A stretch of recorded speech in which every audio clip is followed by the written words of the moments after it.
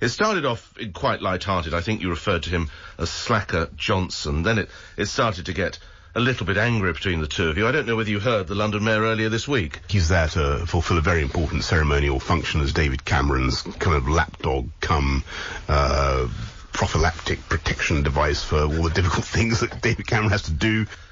That was Boris Johnson giving me his description of you, Mr. And this was on my birthday. I mean, I've had nicer birthday wishes than that, I can tell you. Look, do you know what I think?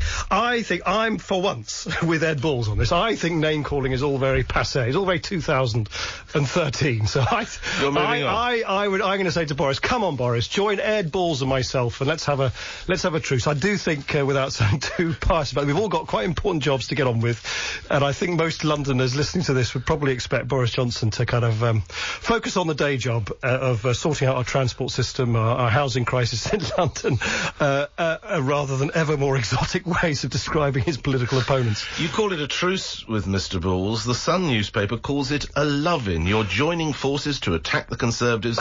You're paving the way for a Lib-Lab coalition after the next general election. Mr. Clegg. It's completely ridiculous. Listen, Ed Balls confessed to the fact that he and I had a passing friendly conversation in the House of Commons. If this is now being interpreted as some great act of political significance, then we're reaching new heights of hype. Look, I have no reason to say anything nasty about him, says Ed Balls of Nick Clegg. Look, I mean, my attitude towards Ed Balls, by the way, is our attitude towards, I think, in fact, you and I talked about it some time ago.